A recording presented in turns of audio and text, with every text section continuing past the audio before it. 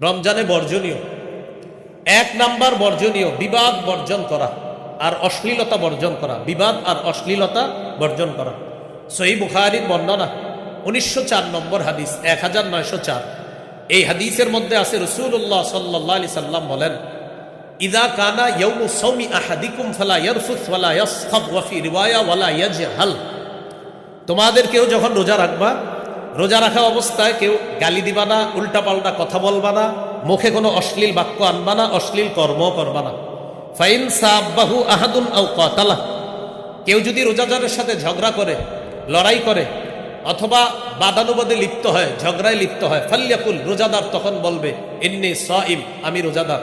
বুখারীর অন্য বর্ণনা আসছে আপনি দুইবার বলবেন ইন্নী সাইম, ইন্নী সাইম, আমি রোজাদার, আমি রোজাদার। বুখারীর অন্য বর্ণনা আসছে ফাল্যাকুল ইন্নী সাইমুন মাররাতাইন, সেজন্য দুইবার বলে আমি রোজাদার, আমি রোজাদার। তাহলে বলি এই রমজানে যদি আমাদের সাথে কেউ ঝগড়া করতে আসে, আমরা দুইবার বলে দিব কি, আমি রোজাদার, আমি রোজাদার, আপনি অন্যদিকে যান। আল্লাহ আমাদেরকে ঝগড়া থেকে হেফাজত করেন। 2 নাম্বার, অনর্থক কথাবার্তা বর্জন করা। অনর্থক কথাবার্তা মানে দরকার নাই, শুধু শুধু অনর্থক কথাবার্তা বর্জন করা। সহিহ বুখারীর বর্ণনা 2477 নম্বর হাদিস, রাসূলুল্লাহ সাল্লাল্লাহু আলাইহি সাল্লাম বলেন, ইন্নাল্লাহা কারিহা লাকুম সালাসা, আল্লাহ তোমাদের জন্য 3টি বিষয় অপছন্দ করেছে। প্রিয় মুসলমান ভাইয়েরা, আল্লাহ আমাদের জন্য কয়টি বিষয় অপছন্দ করেছেন? কিলা ওয়া কাল, 1 নাম্বার অনর্থক কথাবার্তা আল্লাহ অপছন্দ করেছেন।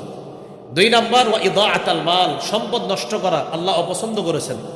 3 নাম্বার ওয়া কাসরাতাস সুআল, অনর্থক বেশি প্রশ্ন করা আল্লাহ অপছন্দ করেছেন। অনর্থক প্রশ্ন আল্লাহ অপছন্দ করেছেন। এই 3টা বিষয়, এই হলো 2 নাম্বার অনর্থক কথাবার্তা বর্জন করা। 3 নাম্বার বর্জনীয় মিথ্যা কথা বর্জন করা। একটু বাংলা বলি আমার সাথে, বলেন মিথ্যা হলো সমস্ত পাপের আম্মা। মা, সমস্ত পাপের মা কি? মিথ্যা। সমস্ত পাপের মা হলো মিথ্যা কথা বলা। রাসূলুল্লাহ সাল্লাল্লাহু আলাইহি সাল্লাম বলেন, বুখারীর বর্ণনা 1903 নম্বর হাদিস, মান লাম ইয়াদা কাওলা যুর আল আমালা বিহি ফালাইসা লিল্লাহি হাজাতুন ফি আইয়াদা তাআমাহু ওয়া শারাবাহু। যে ব্যক্তি রোজা রাখলো কিন্তু মিথ্যা বর্জন করতে পারল না, সে খানা না খাইলো আর পানি পান না করলো, এগুলাতে আল্লাহর কাছে কোনো গুরুত্ব নাই। সে যে মিথ্যা বর্জন করতে পারলো না আর খানাও খাইলো না, একদিক দিয়ে সে খানা পিনা থেকে জিহ্বাকে হেফাজত করলো, আরেক দিক দিয়ে সে জিহ্বার মাধ্যমে মিথ্যা কথা বলল। নবীজি বলেন তার এই না খাওয়া আর না পান করার মধ্যে আল্লাহর কাছে কোনো গুরুত্ব নেই। তাহলে আমরা মিথ্যা বলবো না। আমাদের দেশে রমজান যত কাছায়, আমাদের দেশের কিছু অসাধু মানুষ তত বেশি মিথ্যাবাদী হয়। রমজান যত কাছে, এই যে দেখবেন শুরু হবে তরমুজ, খেজুর, এই সিন্ডিকেট ভয়ঙ্কর এক বলয়ের মধ্যে পড়ে যায়। তো রমজান মাসে মাশাল্লাহ সবাই কেনাকাটা করে। জুতার দোকানে গেছেন জুতা কিনতে, ভাই কত? 1300, 1250 দেই। আপনি আমার পরিচিত মানুষ, এই জন্য বলছি 1300, অন্যদের কাছে আরো বেশি। ভাই দেন না, আল্লাহর কসম ভাই, কিনা আছে 1230 করে। আচ্ছা 1250 দেন, 20 টাকা লাভ। সদরঘাট গিয়া খোঁজ নিয়ে দেখা যায় 400 টাকা করে কিনা। তা আমি বলছি না যে 400 করেই কিনা, যদি 1230 হয় সত্যি সত্যি তো সত্য। আপনি যদি 1230 দিয়ে না কিনে, কম দিয়ে কিনে 1230 বললেন, সত্য হলো না মিথ্যা হলো? মিথ্যা কথা বলা যাবে না। আল্লাহ আমাদেরকে হেফাজত করেন। 4 নাম্বার গীবত বর্জন করা। গীবত, এটার ব্যাপারে একটা বাংলা যদি পারি আমরা লিখে রাখবো, ঘরে পকেটেও রাখবো। বলে গীবত হলো আমল ধ্বংসের নীরব ঘাতক। আমল ধ্বংসের নীরব ঘাতকের নাম কি?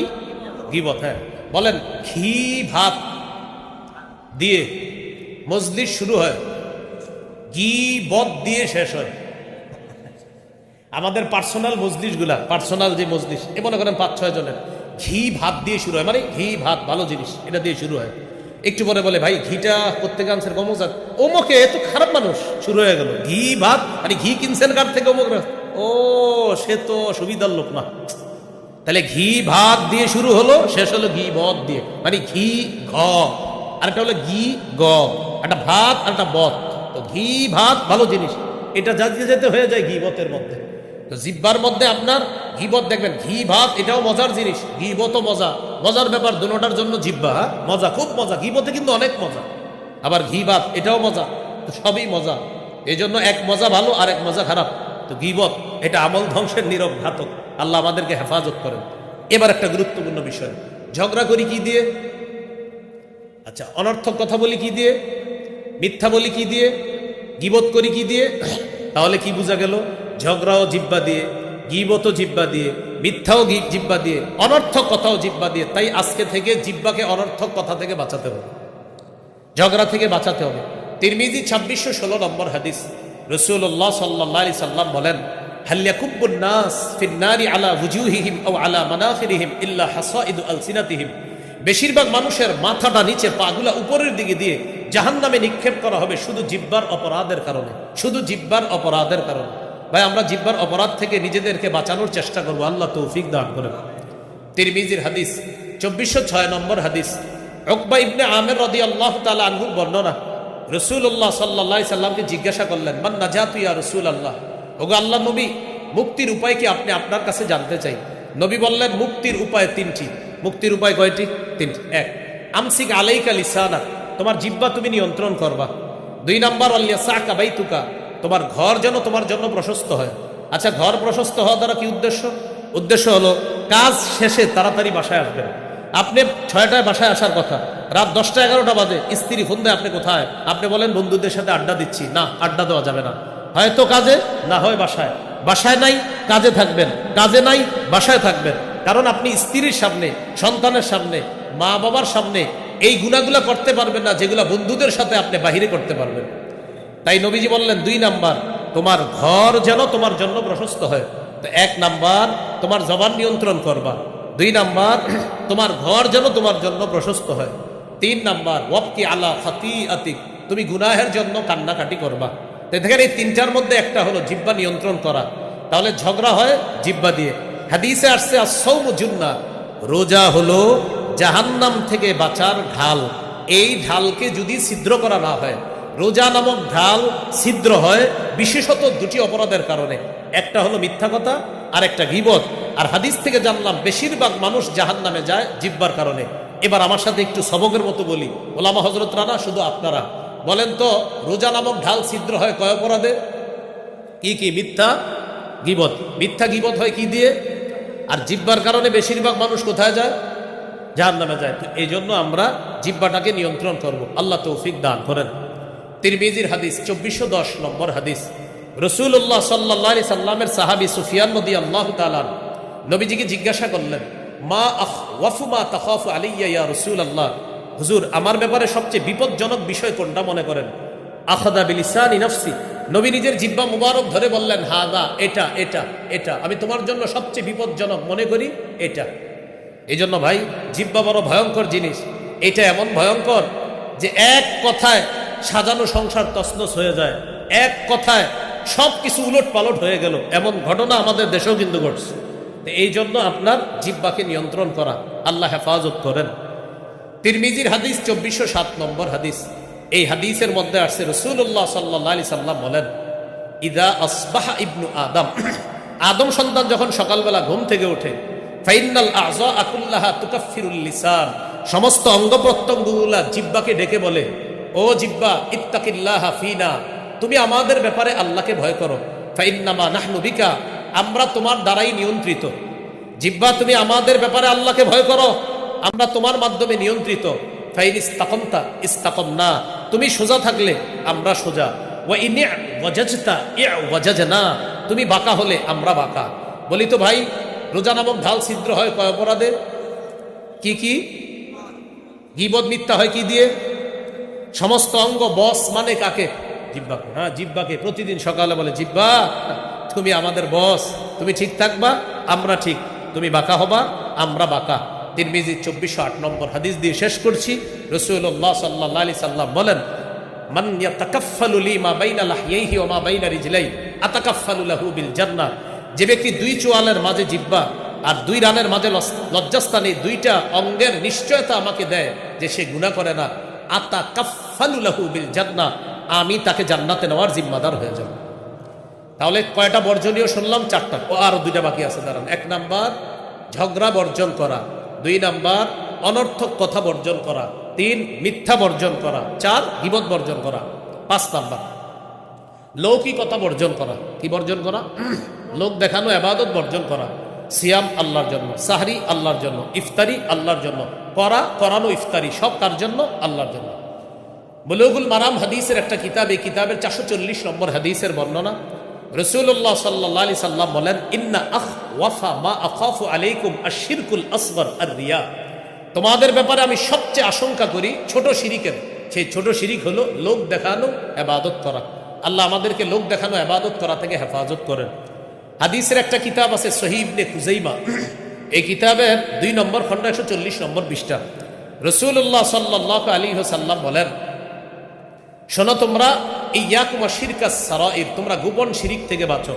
সাহাবীরা বললেন, হুজুর গোপন শিরিক কি? দেখেন নবী কি বলে। নবীজি বললেন, ইয়াকুমুর রাজুল ফায়ুসাল্লি, কোন ব্যক্তি নামাজে দাঁড়ায়, ফায়ুযায়্যিনু সালাতাহু জাহিদান লিমা ইয়ারা মিন নাজরিন নাসি ইলাই, নামাজ সুন্দর করে এই নিয়তে মানুষ যেন তার নামাজ দেখে বলে, বাবা কত সুন্দর নামাজ। হ্যাঁ, নবীজি বলেন, যাকা শিরকুস সারাইর, এটা গোপন শিরিক।